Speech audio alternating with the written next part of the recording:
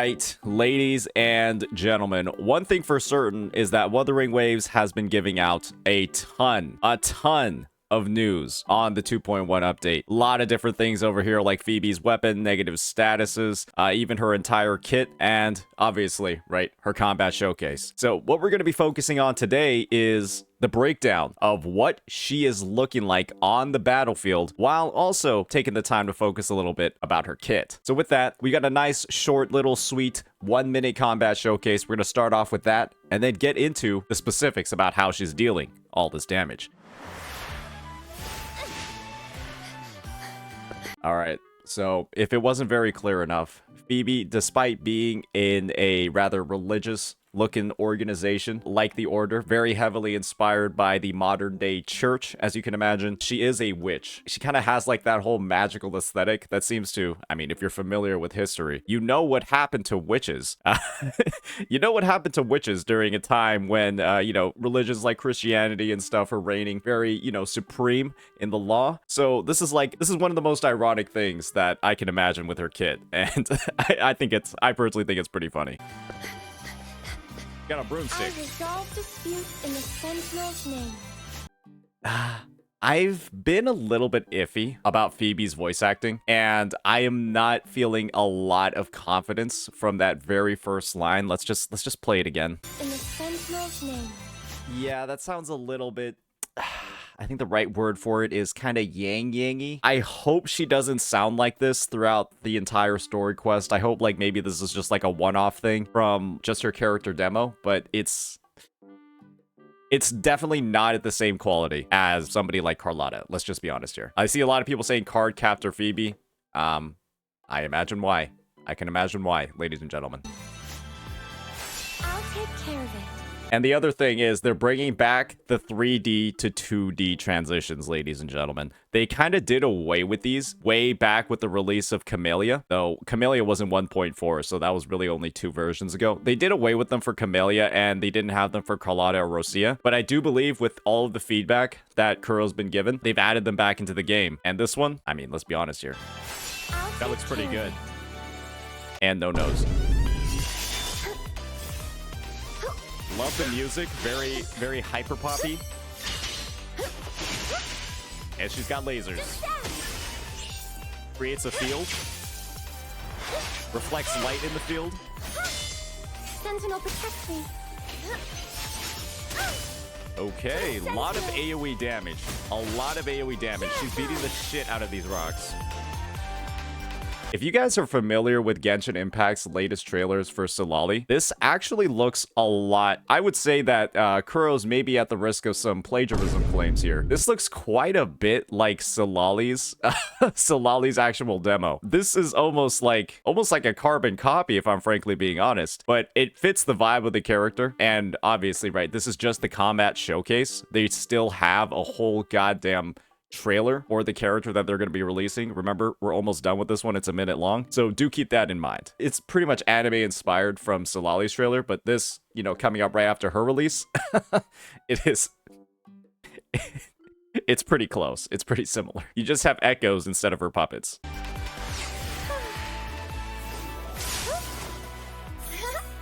Oh, that's nice.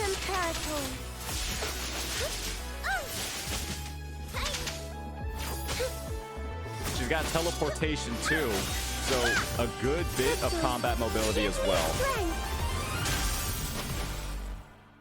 Well, I think that last ending shot was her liberation. She's doing a cool little T-pose over here. And I'm imagining she inflicts a massive amount of damage. With that, I thought that was a pretty great rundown of everything she does in her kit. It had that nice 2D animation. And, overall, she looks like she has mobility. She looks like she has a gigantic amount of AoE. And I think the only thing that she might lack in her kit is, well, grouping. Because how else is she going to deal all that AoE damage?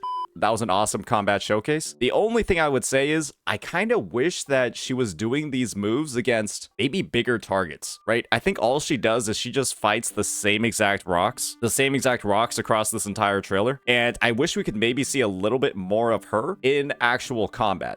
against things like bosses, non-staggerable enemies, etc., etc. But overall, bit of a banger showcase. I'm excited to see what her full kit now entails. So let's get into that, ladies and gentlemen. We've got Phoebe's full kit reveal over here. We've got a nice new 2D art for her. Another nice character selection screen image. She is, I think she basically embodies the word cute. Let's get into what some of her upgrade materials are going to be. So as we all know, she's a Spectral Rectifier wielder. Goes very well with that free-to-play weapon that we were covering the other day. She's going to be using Lorelei's Ascension material, the Cleansing Conch. So get ready to start farming some of that. Firecracker Jewelweed, which is the same Ascension material that was used for Rosia. Whispering Cores, which is always nice, but we might have to go back to 1.0 to farm those. And when it comes to upgrading her skills, she's going to be using the Rectifier material, the Helixes, more Whispering Cores, and surprisingly enough, ladies and gentlemen, she will not be using Hikate's weekly boss mats. She will be using Jue's. So keep that in mind as you are farming this week, ladies and gentlemen, and you are trying to get Phoebe's weekly mats. She uses Jue's Ascension materials. Do not farm Hikate if you're trying to level up Phoebe. Keep that in mind. It's going to be a bit of a dick, a bit of a pain in the ass trying to farm for this character because Jue is one of the most annoying boss fights in the game. Now that we've covered Phoebe's materials, let's get on with the rest of her kit. So with that, she has a normal attack called O Come Divine Light. Performs up to 3 regular basic attacks dealing spectral damage. Heavy attack just consumes stamina to deal heavy attack damage. Her mid-air attack, however, is how she flies on that staff. This attack over here. You're going to use a heavy attack in the middle of the air, and then you'll do that little swoop on your broom and then get some more stamina. You'll be able to do that to dive, and you'll also be able to do it to basically move across in the air as well. Not super sure how you're going to be able to differentiate between these two attacks. One of them looks like a regular mid-air attack will just have you dive down, while the stamina consuming hold will have you go ahead and actually do the full motion in the air. When she has a dodge counter available, it's just going to be a baseline one unless she has this special ability called Ring of Mirrors up. And at that point, the dodge counter is going to become, well, Shamuel's star dodge counter. And so we'll be seeing what that does in a little bit. Moving forward into her resonance skill. Remember that whole Ring of Mirrors thing that we saw up here? Her resonance skill is exactly what that is. And so what she's going to do is first summon a Ring of Mirrors at the target's location. And that target is then going to be stagnated or basically time locked. You can see a similar effect on Spectral Rover's outro skill. They're going to be time locked for 2 seconds and you'll deal spectral damage to them. And that stagnation effect can be applied to 12 total targets inside of a Ring of Mirrors, which is, once you think about it, we haven't really had any content in the game that summons 12 targets at once. So think about Phoebe as potentially one of the biggest crowd controllers in the game. Using her resonance skill shortly after the summoning will teleport Phoebe into the middle of the ring itself, and she'll deal additional spectral damage if she uses that teleport. But she won't be able to use it if she's too far away. And so that should really only be a concern in the overworld, losing that teleportation ability. And I would imagine it has a pretty decently sized cooldown, especially considering its duration of 30 seconds. When Phoebe summons a new ring, that existing one is going to disappear. And when Phoebe is outside of the ring, a basic attack or a dodge counter that hits the ring will start reflecting around like you're seeing over here and deal damage that way. That damage is considered basic attack damage, and it's also going to pull the target's hit to the center of the ring. So it looks like Phoebe does have built-in crowd control as well, and something that affects 12 total targets at a time, which is absolutely insane. And so as you can see, we're seeing the term Chamuel's star again. When she's inside of the Ring of Mirrors, basically from teleporting inside or just walking inside of herself, that attack, which can be consumed or which can be performed up to 3 consecutive times, is going to deal that spectral damage, bounce around, all as basic attack. So she does look like she's going to be basic attack focused as of what we read in her kit so far. When it comes to her Resonance Liberation, she is going to basically just deal a nuke, a single instance burst of damage, and she has 2 possible enhancements for it, and these enhancements are going to be found on her Forte circuit. When she's in the Absolution state, that damage multiplier of the Liberation is going to be increased by 255%. Ladies and gentlemen, let me be honest when I say that 255% is a lot. And that increase is going to matter based off of what the initial baseline damage of the ability is. So think about it this way. If I have somebody like, let's just say, Carlotta's Liberation on the screen over here, this final shot of her Liberation will deal 644.33% damage. During her Forte circuit, right, she increases the damage multiplier of her Liberation by 80%. This means that this ability basically gets multiplied not by 0.8, but by 1.80. And so anything that you're seeing when it comes to a damage multiplier, you just multiply that by, in this situation, 3.55 on her Liberation. 3.55. Whatever number you see on the stat screen. And that's going to be absolutely nuts, depending on, well, I hope her Liberation deals a decent amount of damage. In the Confession state, however, she instead turns into a bit more of a Spectro Frazzle applier. Not somebody that's dealing necessarily the most damage on the team, but is applying a shit ton of debuffs to the enemies. And we all know how Spectro Frazzle works. We have experience from none other than Spectro Rover themselves. They're able to apply Frazzle on their Liberation, and they're also able to extend Frazzle via their Forte circuit and apply it as well. And so we all know that's a debuff that works over time, incrementally deals damage to an opponent, falls off with time, and can deal sort of passive dot damage that way. So you might be wondering how we're going to enter or exit the Absolution or Confession states. That's where Phoebe's Forte circuit comes in. And ladies and gentlemen, let me just say that this one is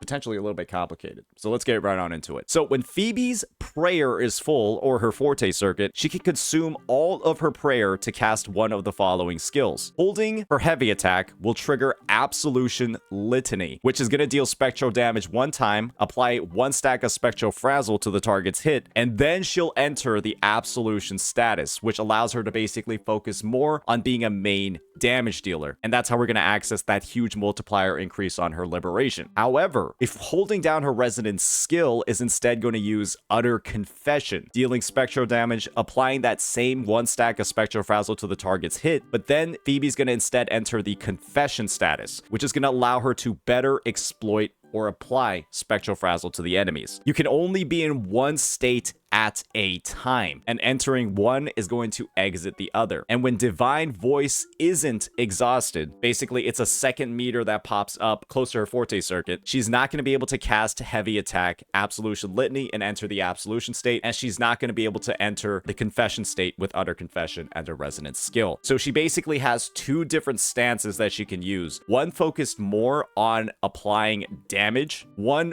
focused more on applying Spectral Frazzle. So you can kind of see that she's already able to form two different roles on a team depending on what she needs to do. If you're pairing her, for example, in this case, with a DPS like Spectro Rover, or really a sub DPS slash support like Spectro Rover that can apply Frazzle and extend it on their own, chances are you might want to be focusing more on the Absolution Litany state instead. And this is probably going to be her main viable playstyle on release, because she doesn't really need to apply Spectral Frazzle for anybody else on the roster. That's likely going to be a role saved for a future Spectro Frazzle character that is going to benefit a lot more from active stacks on the enemy, but maybe can't apply their own stacks, or can't do it as frequently as Phoebe. When Divine Voice is exhausted, which is again her secondary resource that she gets, Phoebe will not exit the Absolution or Confession state. This is basically going to be permanent across the runtime of combat. Getting into the mechanics of Divine Voice itself. When Phoebe has Divine Voice, casting a basic attack in the third stage or a dodge counter is going to replace the next heavy attack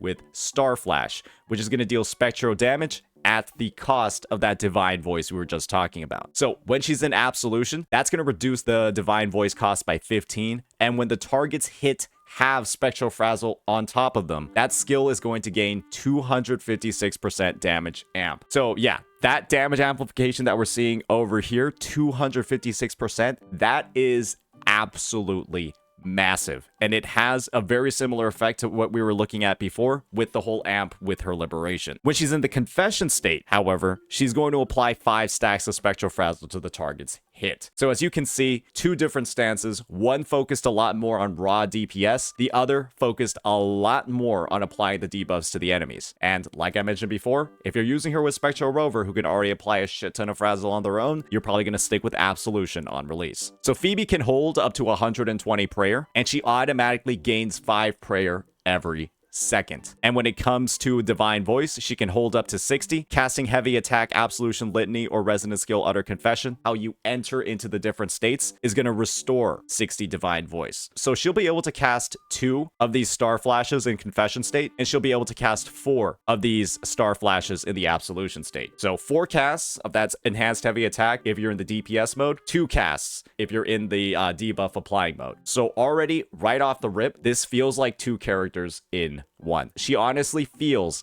like 2 characters in one, and it's absolutely crazy. Next up, we've got Phoebe's intro skill. She knocks back targets and deals spectral damage. Nothing too complicated here, ladies and gentlemen. It doesn't look like this provides any real resources in her kit. It's simply just an intro skill that deals a little bit of crowd control and a little bit of damage. So there you go. Don't invest too much into this one. Phoebe's outro skill, on the other hand, is where stuff gets a little bit complicated. She'll deal spectral damage equal to a huge percentage of her attack. 528.41 is massive. And then she'll have 2 different effects depending on her enhancement. For Absolution, the damage multiplier, like her Liberation, is just increased by 255%. As you can see over here, this multiplied by 3.55 is pretty fucking big. It's pretty massive. That's over 1,000 damage percent on just her outro skill. And when she's in the Confession state, she's going to grant Silent Prayer to the next incoming Resonator. And that's going to reduce the spectral damage resistance of nearby targets by 10% and grant a 100% Spectral Frazzle damage amp. And when the Spectral Frazzle effect deals damage to targets, extends Spectral Frazzle's damage dealing cycle by 50%. And so basically, this improves the damage over time capability of Spectral Frazzle magnificently. It reduces the dot interval of how many